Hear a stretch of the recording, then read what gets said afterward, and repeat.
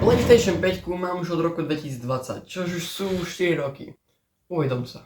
S PlayStation 5 už mám nejaké skúsenosti. Ja vlastním Blu-ray edíciu, alebo bez Blu-ray edíciu. Je to edícia, kde sa nedávajú CDčka, hej. Čiže si kupuješ hry online. No dnes na otázku, oplatí sa PlayStation 5 v roku 2024? Pozrieme. Doprvu chcem povedať, že moja PlayStation 5 je moja prvá seriózna konzola. Pretože mal som PlayStation 3, ktorá je mimochodom tu na dole, neviem či ju je vidieť, na ktorej som vyrastal a ktorý mohlo byť takých 8 až 11 rokov, fakt neviem. A bola z druhej ruky, čiže PlayStation 4 som skipol, takže dúfam, že budete písať poplakatné komentáre, že už som niečo povedal niečo na PlayStation 4. Preto som si pre vás pripravil väčší research, aby som tu nehovoril blbosti a poďme na video.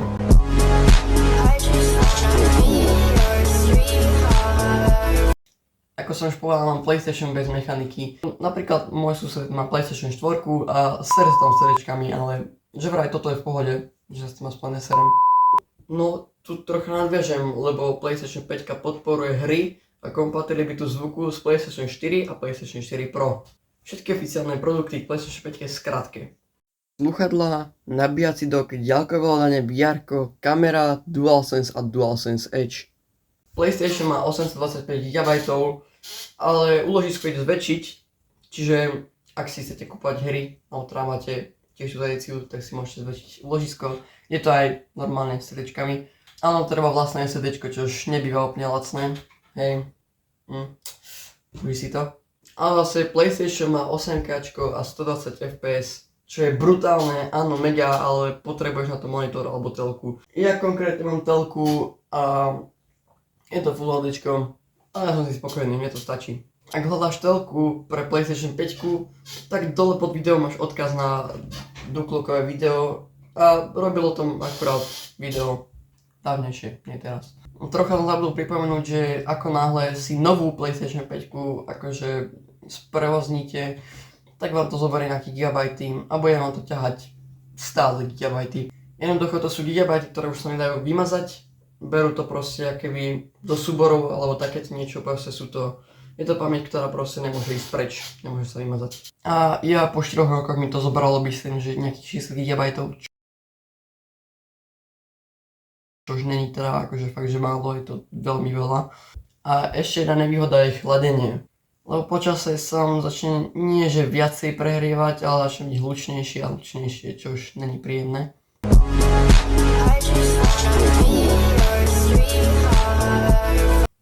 Je ovládač, ktorý sa predstavil kvôli haptickej odozve, budovaného mikrofónu a aj repráku. Tu máte mikrofón a tu je reprák.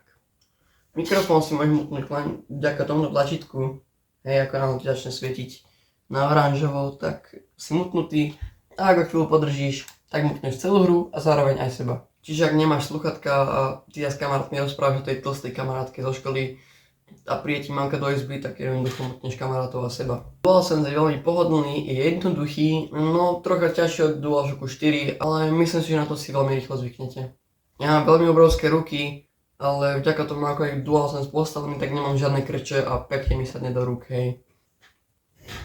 Aj tí, čo majú malé ruky, tak im to bude v pohode. Som rád, že nemá prehnaný dizajn ako Google obrázky predtým, než vyšla PlayStation 5. Spredu máte dzúrku na USB-C, čo slúži na nabíjanie. Zo spodu máme takto pekne jack a tieto wireless veci, ktoré si dáte takto do doku a začne vám to nabíjať. Ak hľadáte profesionálny, ale zároveň počítačový ovládač, tak vám môžem odporučiť DualSense. Tento ovládač je za mňa prvý, po ktorom by som siahol, keby som počítačový hráč. Ja som bohužiaľ nemal možnosť si podržať DualSense v rukách, ale v skratke. Je to PlayStationový ovládač, ktorý funguje jak na PlayStation 5, tak aj na váš počítač, čo by bolo veľmi vtipné, keby to nefunguje na PlayStation 5. Mám customované telo, to znamená, že triggery, páčky, ktoré si viete buď rýchlo vymeniť aj počas hrania, alebo jednoducho ich môžete vybrať iba. Napríklad, ak vám začne driftovať páčka, tak už v balení mať náhradné, čiže aj počas hrania si vlastne môžete vymeniť páčku, keď vám začne driftovať. Ak chceš vedieť viac o tomto ovládači, tak dole pod videom v popisku máš video na Adisbaka, ktorý tento ovládač rozoberal, otváral a ešte aj vyskúšal. Čiže si ho keď pozrieť, ak sa zaujíma Dual Sense Edge.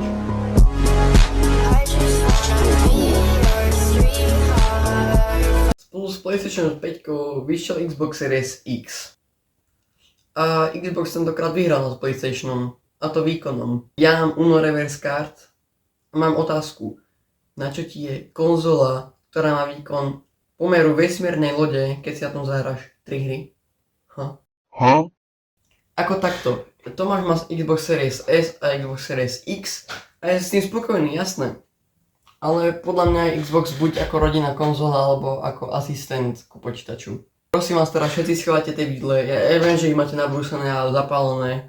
Xbox je dobrá konzola, je to fakt super, mega výkonné. A hej, ako teraz reálne vážne, hej, bez sarkazmu.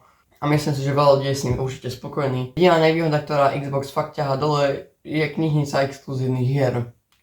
A ešte musím podotknúť ovládač, pretože keď som napríklad u Tomáša a sme na Xboxe, tak s Xboxovým ovládačom mám strašné krče.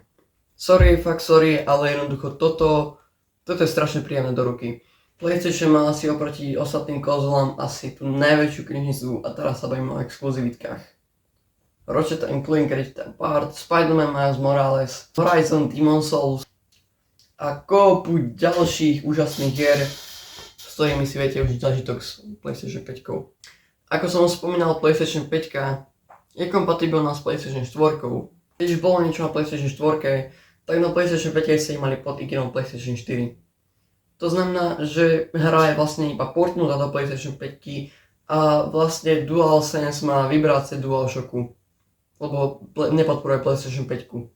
Ale ak máte pod hrou, že je jak na PlayStation 4, tak na PlayStation 5, tak hra je portnutá z PlayStation 4 do PlayStation 5, ale ešte je remasternutá pre PlayStation 5 hráčov, čiže má vibrácie aj pre PlayStation 5. Ale musíte mať PlayStation 5, hej, hlavne.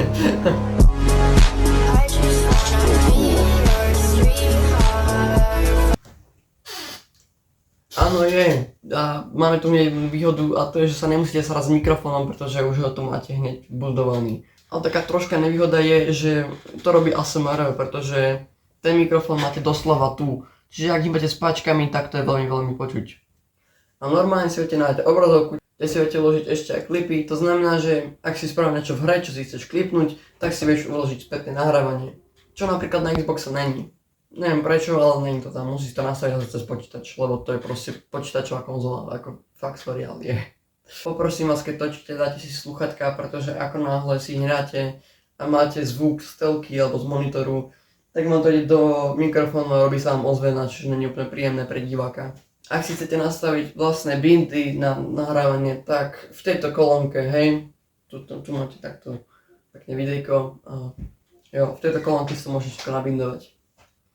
Dokonca dá cez PlayStation aj streamovať, ale musí PlayStation podporovať tú vašu platformu. Napríklad ja streamujem cez Twitch, tak mám tam aj Twitch a napríklad aj YouTube, ale ešte nemám odbery na to, aby som mohol streamovať. Čiže daj odber.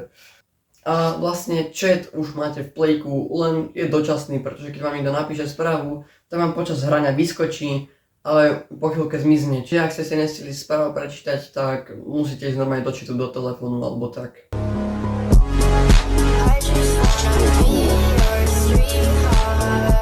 Takto, o tom, čo sme si všetko dneska povedali, by sme mohli vyťažiť odpoveď na otázku: oplatí sa PlayStation 5 v roku 2024? Tak áno, určite sa oplatí. Takto, ak sa rozhoduješ, že si chceš kúpiť PlayStation 5, tak áno, PlayStation 5 je teraz najlepšia na trhu s Xboxom Series X, ale PlayStation 5 by som kúpil, ak ideš fakt, že do gamingu, akože fakt, že brutálny gaming. Ak proste potrebuješ najnovšie tituly, tak chod do toho, hej, to je skvelá konzola, ja nemám, úplne nič nemám proti tomu, maximálne to chladenie, lebo keď v noci hráš, tak hej, ako celkom to huláka.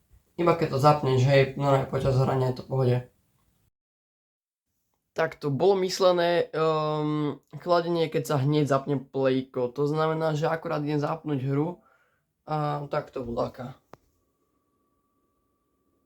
Jo, není to nejak extra zlé, ale ako myslím si, že za tie roky už je to celkom dosť hlučné. Myslím, že ale aj na PlayStation 4 tie najnovšie hry, čo sú na PlayStation 5 sa dávajú do PlayStation 4, ale to dlhšie trvá, pretože tam musíš urobiť ten port, ale teraz som si na nej presne istý. Ale PlayStation 4 nechcú odstrihnúť, práve preto sú tam aj portnuté tie hry. Vieš čo je halúze na PlayStation 5 sú stále ešte niektoré hry z PlayStation 3, ale tam sú tak 4 maximálne, ale je halúze tam stále sú. Ak ešte nemáš žiadnu konzolu a rozhoduješ sa medzi PlayStation 4 a PlayStation 5, tak to poviem ti, že mať PlayStation 4 v tejto dobe vôbec nie je na hanbu. Vôbec. Ak si taký ten človek, čo si zapne Playko, hej, nejak večer, proste hej, raz do týždňa, tak PlayStation 4 určite, pretože zároveň s tým aj ušetríte, pretože teraz PlayStation 4 stojí nejakých 230, 250, záleží na tom, kde a čo kupujete. Ale ak až takto, jak som ti povedal, tak PlayStation 4 je ako pre teba ako stvorená. A ak sa proste nehantíš za tou novou érou a fakt proste stačí ľudia PlayStation 4, tak choď do PlayStation 4, není to na hanbu. A hovorím, ešte ušetríš. Zároveň PlayStation 4 ti ešte na túto, možno že ešte na budúcu stačí, na tú budúcu už asi, na tú budúcu už asi nie. Ale myslím, že ti bude stačiť dosť dlho. Ak budeš mať PlayStation 5, tak máš zatiaľ postarané do budúcna, hej, to možno, že ešte do PlayStation 7, ale to je ďaleká budúcnosť. Ďakujem, že sledovali video až sem. Ak sa vám takéto videá páčia, dajte like a odber. Alebo môžem spraviť ešte video, či sa oplatí Xbox Series S alebo X do 2024. Musíš dať vedieť do komentáru a daj like. Hej, podľa toho uvidím, či vás to zaujíma alebo nie. Ak máš hociakú otázku o PlayStation 5, 4 alebo na mňa, tak ju píš do komentáru, hej, hneď ti odpoviem. No to môže byť z tohto videjka asi všetko a my sa vidíme v nejakého ďalšieho videa. A ako navštíviť ešte Twitch, Discord, Instagram, všetko máš dole v popisku videa. Čaute. Nie, toto pozerať, ale.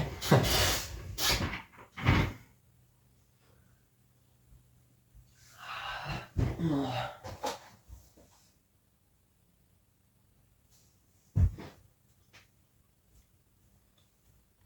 Možno pozerám tam za audio, keby náhodou sa nepýtal Dušana.